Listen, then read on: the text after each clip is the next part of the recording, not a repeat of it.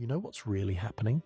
Women are realizing that actions have consequences, that spending a decade on the carousel leaves marks, that treating relationships as transactional makes them transactional, that emotional debt accumulates interest. And now the bill is due, but nobody wants to pay it. The smart ones are panicking. They see the wall approaching, feel their options shrinking, sense their power fading. The dumb ones double down, raise their standards, increase their demands.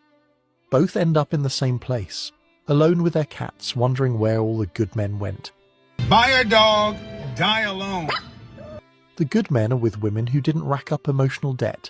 This is the real female nature they can't hide anymore. They want the benefits of both strategies. The fun of the carousel and the security of commitment. The excitement of bad boys and the stability of good men. The freedom of feminism and the provision of traditionalism. They want it all, deserve none of it, and are angry at men for noticing. Gotcha, bitch.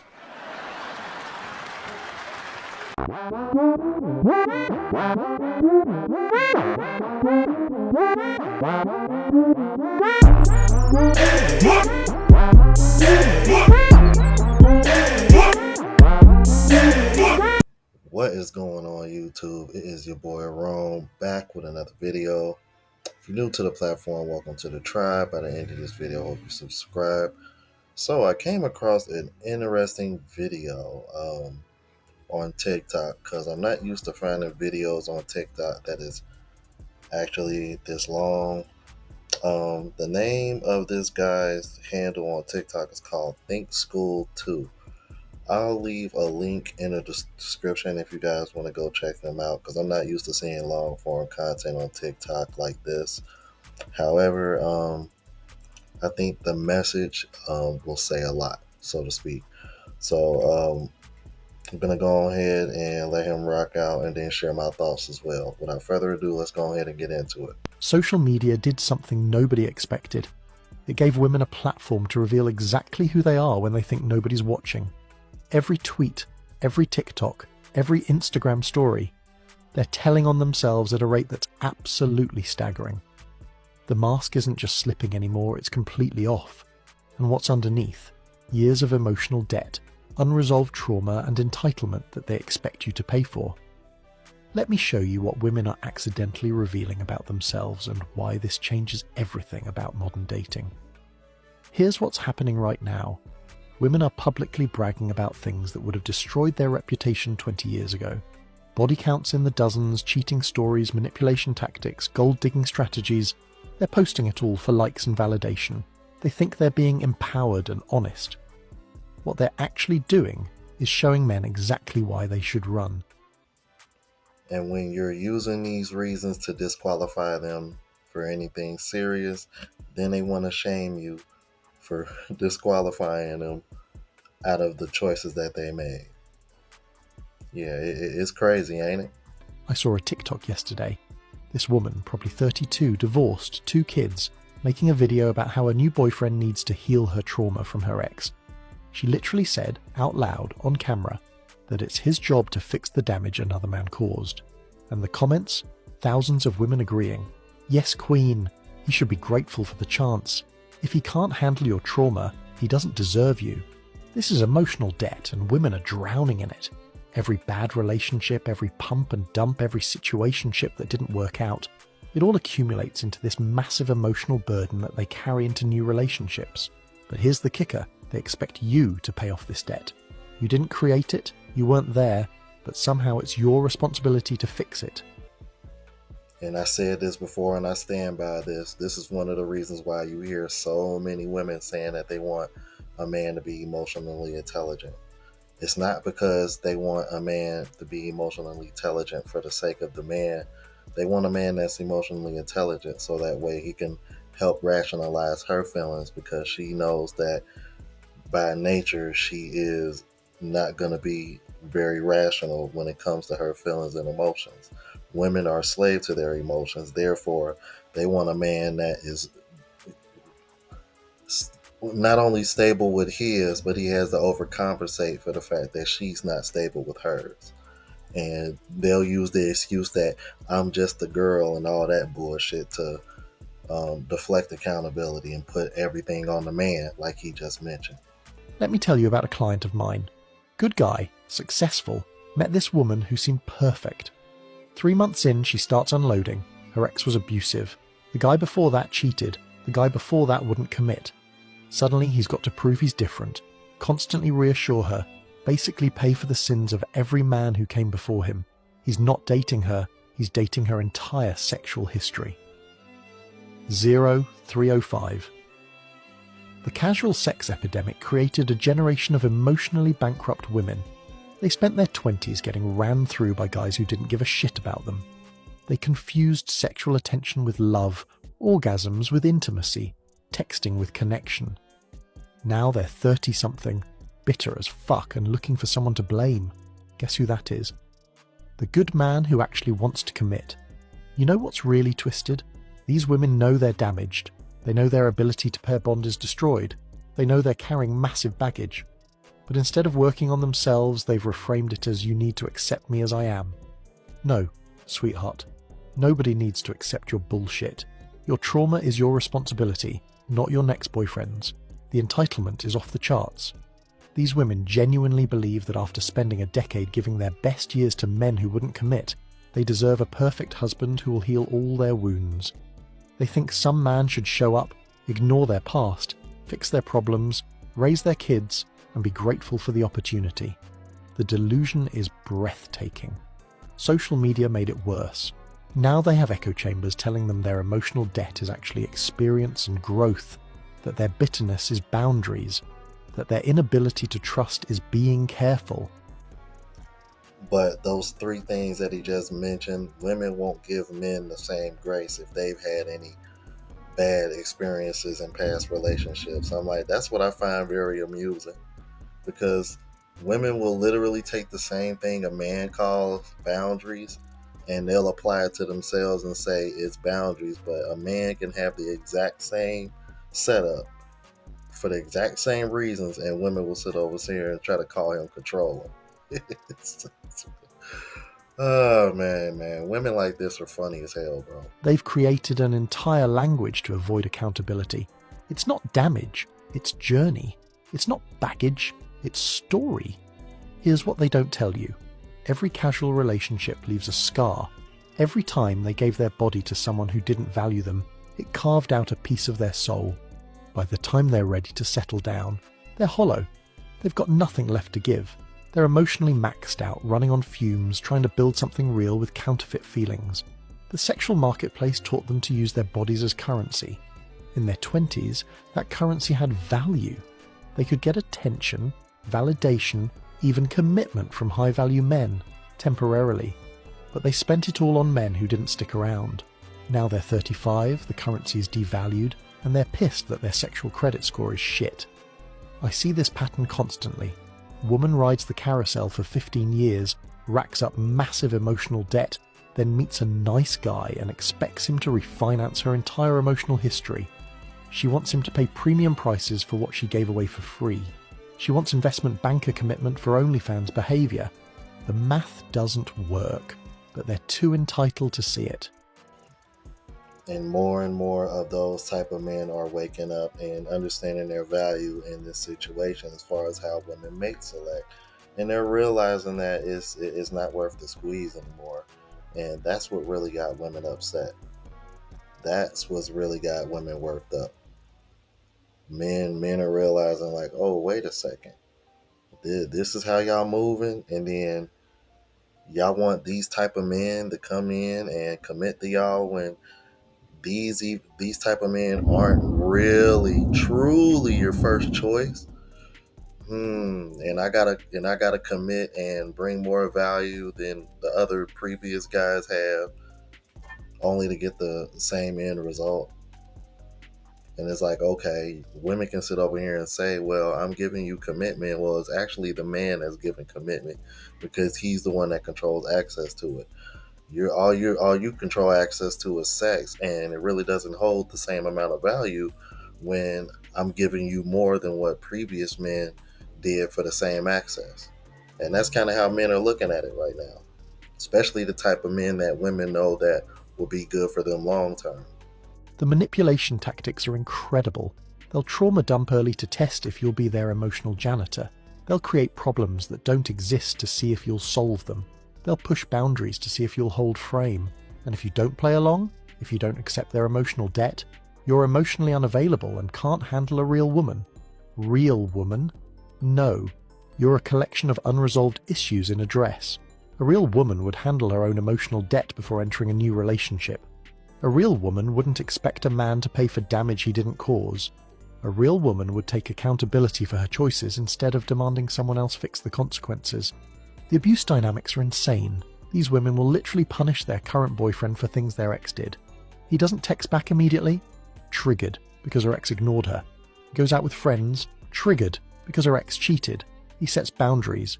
Triggered, because her ex was controlling. The man can't win because he's not competing with her. He's competing with the ghost of dick past. And God forbid you bring up their past. Ask about their body count? You're insecure. Question why all their exes were narcissists? You're victim blaming. Point out patterns in their relationship history? You're judgmental. They want you to ignore their past while simultaneously paying for it. It's emotional taxation without representation. The validation addiction is the worst part. These women spent so many years seeking validation through sex that they can't function without constant attention. They need hundreds of likes, dozens of matches, continuous reassurance. One man's attention isn't enough because they're used to having hundreds. They're attention junkies and you're expected to be their dealer. Social media reveals this perfectly. Watch a woman in a relationship still posting thirst traps, still seeking validation from strangers, still keeping orbiters on standby. She can't stop because the addiction is too strong. She needs that dopamine hit of male attention, even if it destroys her relationship. And when it does, it's somehow your fault for being insecure. And these are the same women that'll sit over here and tell you, why come you liking all these girls? Why you following all these women? That's a red flag. But these same women want to be able to keep all their male followers on their shit because they know that's who's giving them all the likes.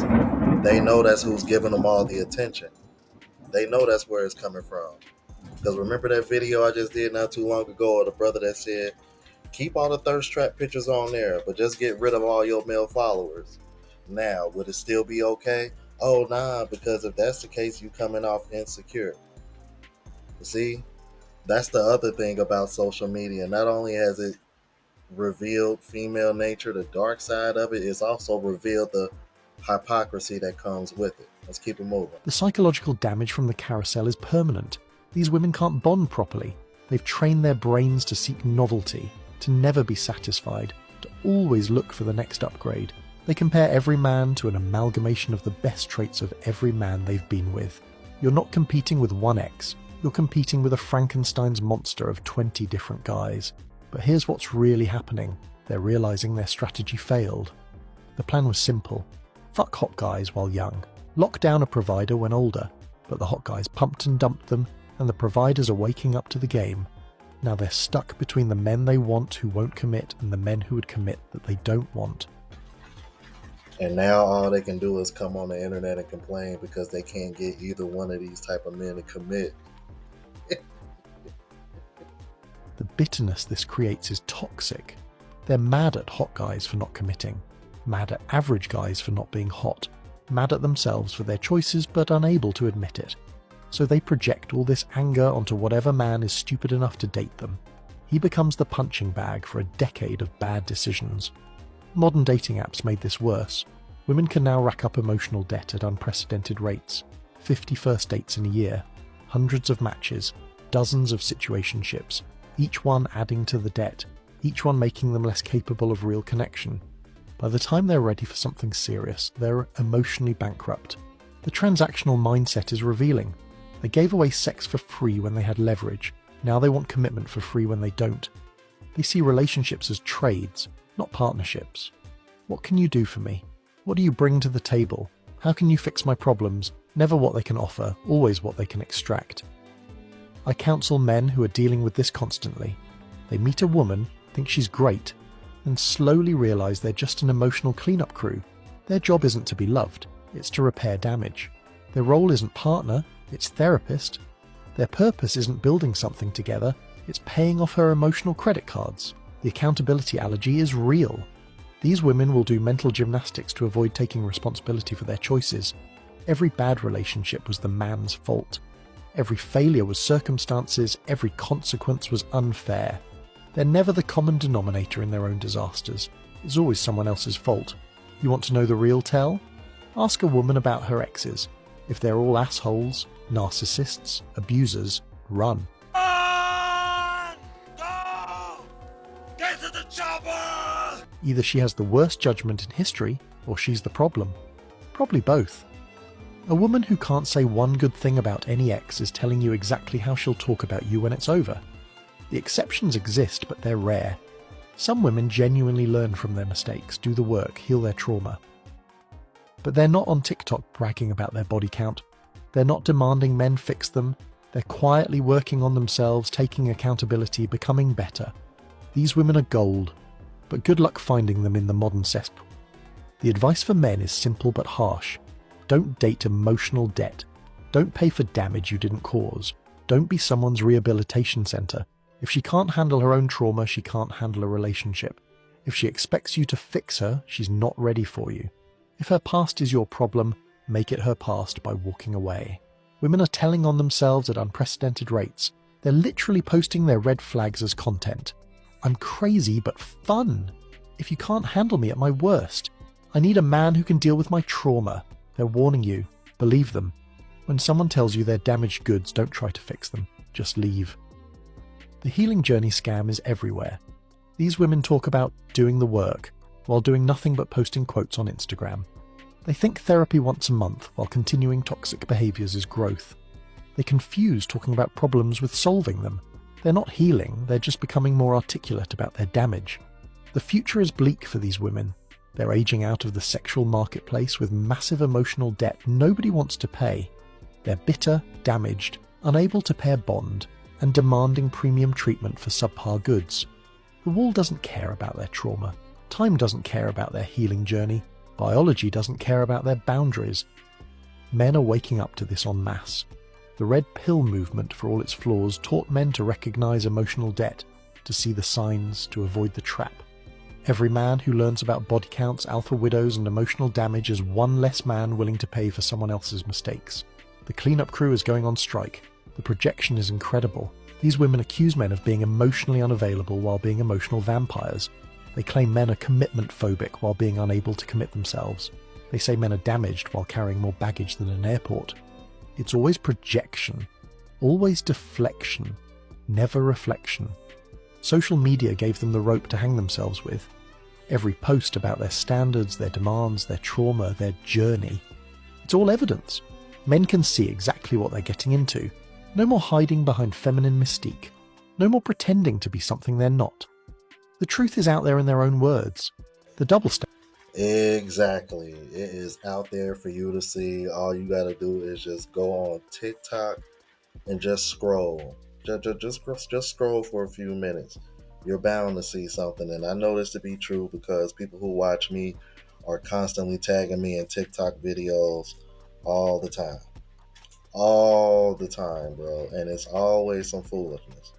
Like the video about the woman saying black men hate black women.